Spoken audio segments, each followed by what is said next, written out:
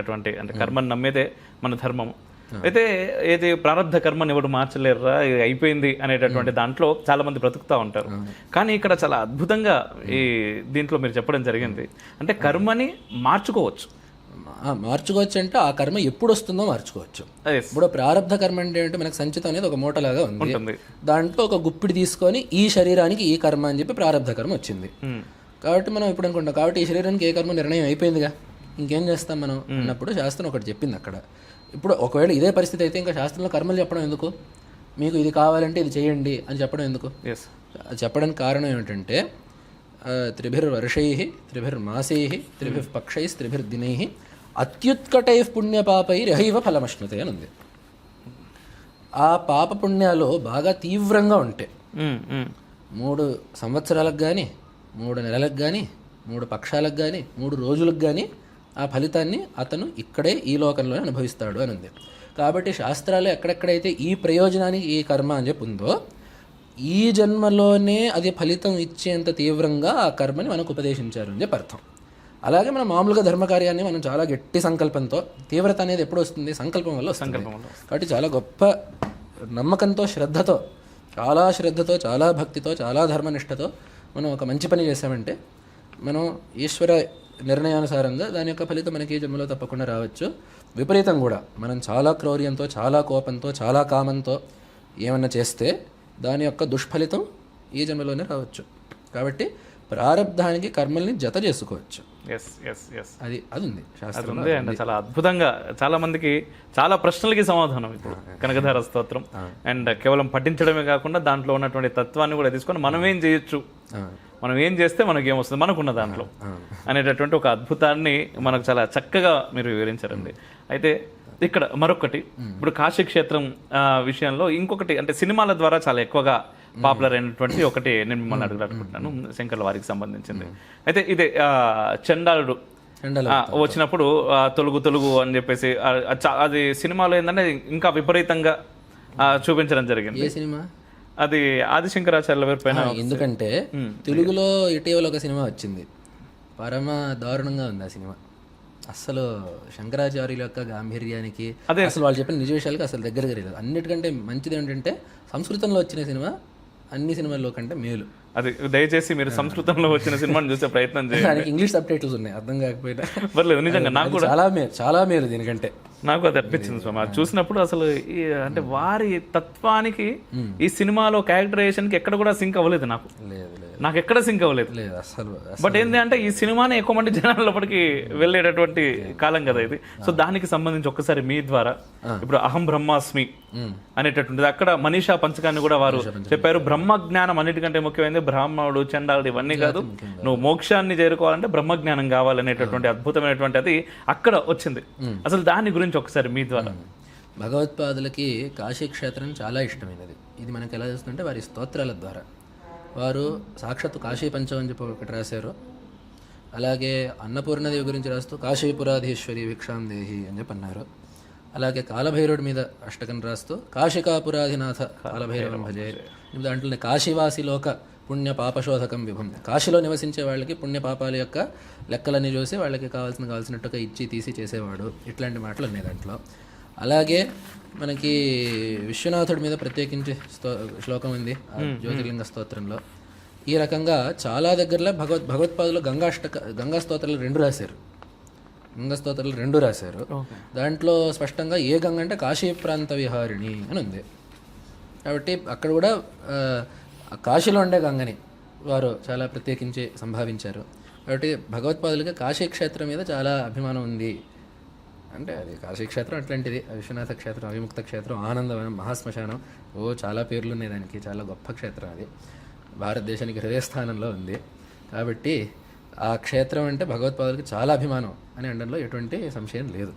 కాబట్టి అక్కడ జరిగిన వృత్తాంతం ఇది. మీరు అన్నట్టుగా అది ఆ కథ నిజానికి ఎక్కడెక్కడికో వెళ్ళిపోయింది. ఏదో వర్ణ వివక్షలు, అసలు వర్ణాలు, కులాలు, సంఘాలు అస్సలు పూర్తిగా తీసేయాలి అని ఒక పక్షం, దీన్ని పెట్టుకొని ఒక పక్షం, లేదు అవన్నీ తప్పకుండా ఉండాల్సిందే అని ఒక పక్షం. ఈ 2 పక్షాలు ఈ కథను పెట్టుకొని మాట్లాడుతుంటాయి.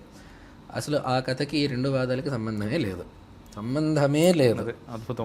ఈ విషయాన్ని నిన్న అవధానంలో చెప్పడం అయింది. ఆహా. మీ ముఖంగా కూడా ఈ ఛానల్ ఖచ్చితంగా కావాల్సి ఉంది, దాని అవసరం ఉంది. ఇక్కడ ఏం జరిగింది, ఇలాగ మనం అనుకున్నట్టుగా రేఖామాత్రంగా కథను చెప్పుకొని దాని లోతుల్లోకి వెళ్దాం. భగవత్పాదులు స్నానానికి వెళ్తున్నారు లేదా స్నానం నుంచి వస్తున్నారు. ఎదురుగా ఒక చండాలుడు కనపడ్డాడు. పక్కకు జరుగు నాయనా అని చెప్పి అన్నారు. అతను శరీరాన్ని జరగమంటారా, శరీరాన్ని జరగమంటారా, ఆత్మని జరగమంటారా అని చెప్పి అడిగారు. భగవత్పాదులు ఆ మాట విని, ఓహో ఈయనకి చాలా బ్రహ్మజ్ఞానం ఉన్నట్టుంది, కాబట్టి వీరికి నేను నమస్కరిస్తున్నాను అని చెప్పి అన్నారు. ఇంతవరకు కథ ఉంది.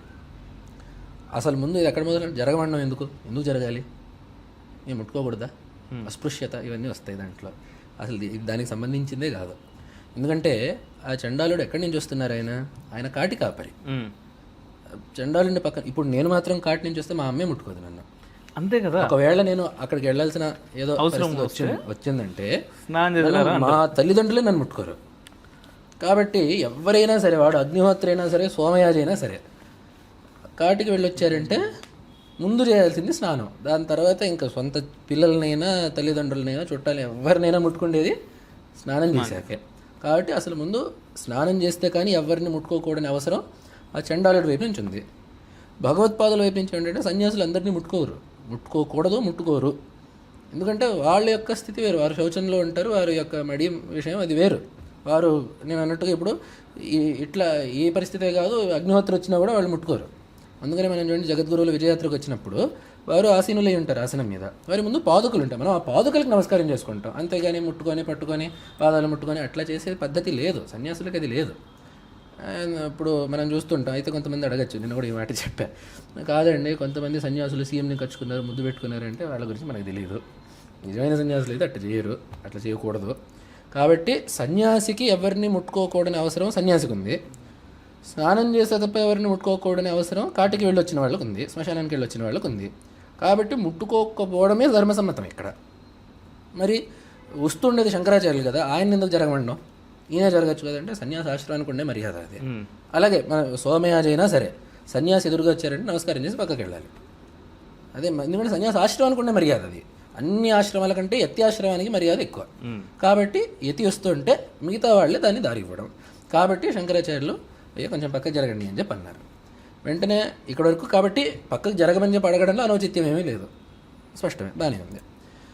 అప్పుడు ఆయన అడిగిన ప్రశ్న, శరీరాన్ని జరగమంటారా, ఆత్మని జరగమంటారా, అన్నమయాద్ అన్నమయం అథవా చైతన్యమేవ చైతన్యం ఇతివర దూరీకర్తం వాంఛసికిం అని చెప్పి అడిగారు. ఇది మనకి వినంగానే చాలా పెద్ద ప్రశ్న అడిగారని చెప్పి అనిపిస్తుంది. నా దృష్టిలో ఇది చాలా ప్రాథమికమైన ప్రశ్న. ఇప్పుడు మీరు నన్ను ఈరోజు ఇక్కడికి రమ్మన్నారు, మీరు రమ్మన్న ఆత్మనా నా శరీరాన్నా? అయ్యా నేను రాలేను, మా ఆత్మ వస్తుంది, మా శరీరం ఇంట్లో ఉంటుంది, మా ఆత్మ వస్తుంది తీసుకెళ్ళండి అని చెప్పి అంటామా? అయ్యా మీరు భోజనానికి రండి అంటే నాకు ఈరోజు ఖాళీ లేదండి, శరీరం ఇంట్లోనే ఉంటుంది, ఆత్మను పంపిస్తే అది భోజనం. ఇప్పుడు మనం ఆత్మలకి ప్రేతాత్మలకి భోజనం పెట్టంగా మనం. కాబట్టి ఈ ప్రశ్న చాలా చిన్నది. అయితే అక్కడ అభిప్రాయం ఏంటంటే, ఒకవేళ శరీరాన్ని అయితే, ఎందుకంటే ఆత్మ కదలదుగా, ఆత్మ సర్వవ్యాపకమైన ఎక్కడ కదులుతుంది కాబట్టి ఆత్మ కదలదు. మరి శరీరాన్ని అడగడంలో అభిప్రాయం ఏంటంటే, నా శరీరము పాంచభౌతికమే, నీ శరీరం పాంచభౌతికమే, కాబట్టి వాటి యొక్క కలయికలో అంటే స్పర్శలో ఇబ్బంది ఏముంది అనేది. ఇక్కడ చిన్న విషయం ఏంటంటే, పాంచభౌతికమైనంత మాత్రాన అన్నీ ఒకటేనా? ఇప్పుడు కార్బన్ ఒకటే, బొగ్గు కార్బన్నే, డైమండు కార్బన్నే, మనం రాసే పెన్సిల్లో ముళ్ళు కూడా కార్బన్నే. ఈ మూడింటిని ఒకటేలాగా వాడుకోగలుగుతామా?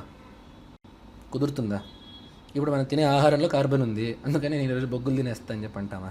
అది కుదరదు. ఆ విషయం పక్కన పెట్టండి. మన శరీరానికే మనం అసలు స్నానం ఎందుకు చేస్తాము రోజు? శరీరానికి చెమట పట్టక ముందు పట్టిన తరువాత ఒక తేడా ఉందనే కదా స్నానం చేసేది. కొంతమంది మహానుభావులు స్నానం చేస్తే ఆ తేడా ఉండకపోవచ్చు, మామూలుగా స్నానం చేసే వాళ్ళ గురించి అయితే మనకి శరీరం ముందు కొంచెం చెమట పట్టి ఏదో ఉంది, స్నానం చేస్తే అది మారుతుంది. కాబట్టి స్నానం చేయకముందు చేసిన తర్వాత మనం శరీరానికి ఉండే మర్యాదలోనే తేడా ఉంది కదా. ఇప్పుడు మనం అట్లానే చెమట ఉండే బట్టలతో, కొంచెం మట్టి ఉన్న బట్టలతో మనం నేరుగా వచ్చి ఎందుకు పడుకోవట్లేదు? ఇంట్లో బట్టలు మార్చుకొని ఎందుకు పడుకుంటున్నాము? లేదా స్నానం చేసే దేవుడి గదిలోకి ఎందుకు వెళ్తాం? ఎందుకు స్నానం చేయకుండా కూడా దేవుడి గదిలోకి వెళ్ళిపోవచ్చుగా? ఎందుకు చేస్తున్నామంటే మన శరీరానికి ఒక మర్యాద ఉంది, అదే పాంచభౌతికమైన దానికి ఉండే పరిస్థితులు బట్టి కొన్ని మర్యాదలు ఉంటాయి. కాబట్టి ఆ శరీర మర్యాదను తప్పకుండా పాటించాలి అనేది అక్కడ సమాధానం. అందుకనే ఆయన ఆ చండాలుడి ప్రశ్న అడగగానే భగవత్పాదులు నిజమేనయ్యా అని చెప్పి ఖర్చుకోలేదు అతన్ని, నిజమే అని చెప్పి శేఖరాన్ని ఏమి ఇవ్వలేదు, నమస్కరించారు. బ్రహ్మజ్ఞానం ఎక్కడున్నా సరే, దానికి జాతి లింగ కుల మత పురుష స్త్రీ పురుష భేదం లేదు. జ్ఞానం ఎక్కడున్నా సరే వాళ్ళు గురుస్థానీయులు, వాళ్ళకి నమస్కారం చేయాల్సిందే. అది ఉపనిషత్తు చేసే విధి. తస్మాత్ ఆత్మజ్ఞం హ్యర్చయేత్ భూతికామః అని ముండకోపనిషత్ మనకి చెబుతోంది. కాబట్టి తప్పకుండా బ్రహ్మజ్ఞానం ఎక్కడ కనపడితే అది కనపడ్డ చోటుతో కనపడ్డ వ్యక్తితో సంబంధం లేదు, గురుస్థానంగా భావించి నమస్కరించవలసిందే. అదే భగవత్పాద చండాలోస్తు సతుద్విజోస్తు గురుహు ఇత్యేష మనీషా మమ, ఇది నా నిశ్చయము. ఇటువంటి బ్రహ్మజ్ఞానం ఎవరికైతే ఉంటుందో, మనీషా పంచకంలో మీ మొదలు 3 పాదాల్లో చెప్పిన జ్ఞానం ఎవరికైతే ఉంటుందో వాళ్ళు నాకు గురుతుల్యులు అని నమస్కరించారు. శరీర మర్యాదని పాటించారు. ఎందుకు అని చెప్పంటే ఒక మాట ఉంది మాధవీయ దిగ్విజయంలో, అది ఆ చండాలుడు మామూలు మానవుడు కాదు, భగవత్పాదుని పరీక్షించడానికి వచ్చిన విశ్వనాథుడే అని చెప్పి ఒక మాట ఉంది. నిజానికి చండాలుడైనా ఈ కథలో ఇబ్బంది ఏం లేదు, విశ్వనాథుడైతే పరీక్ష అయితే దీంట్లో పరీక్ష ఏముంది అని చెప్పంటే, ఈ కాలంలో ఏమంటుంటారు కొంతమంది, అంతా జ్ఞానమేగా కర్మలకి ఏం సంబంధం ఉంది, అంత ఆత్మ కదా, ఇంకా భేదాలు ఏమున్నాయి అని కొంతమంది అంటుంటారు. ఇక్కడ పరీక్ష ఏమిటంటే పారమార్థికంగా అంతా ఒకటైనప్పుడు నువ్వు వ్యావహారికమైన మర్యాదని పాటిస్తావా లేదా అనేది పరీక్ష. పారమార్థికంగా అంతా ఒకటే, ఆత్మ ఒకటే, ఎందుకంటే పారమార్థికంగా జగత్తు పారమార్థికంగా లేదు, వ్యవహారంలో మాత్రమే ఉంది. ఆత్మ పారమార్థికంగా ఉంది, ఆత్మ ఒకటే. కాబట్టి పరమార్థంలో ఒకటే, వ్యవహారంలో చాలా ఉన్నాయి. పరమార్థం తెలుసుకున్నాక వ్యవహారంలో కూడా ఒకటే అనే వ్యవహారం చెయ్యాలా వద్దా అనేది పరీక్ష. కొంతమంది ఏమంటారంటే అంతా ఒకటేగా, అయితే భేదం లేదు అంటే మరి కొడుక్కి తండ్రికి తేడా ఉంది, తల్లికి భార్యకి తేడా ఉంది, ఈ తేడాలు ఏం పాటించక్కర్లేదు అయితే అని చెప్పి అనగలుగుతామా? అనలేం కదా. కాబట్టి శిష్యుడు గురువు ఈ తేడాలు పాటించక్కర్లేదు అని చెప్పి అనగలుగుతామా? లేదు. కాబట్టి పారమార్థికంగా అంతా ఒకటైనప్పటికీ వ్యవహారంలో ఏ ధర్మ మర్యాదలు అయితే ఉన్నాయో అవి పాటించాలి అని నిర్ణయం భగవత్పాదులు చేస్తారా లేదా అనేది పరీక్ష. దాంట్లో భగవత్పాదులు స్పష్టంగా ఉత్తీర్ణులయ్యారు.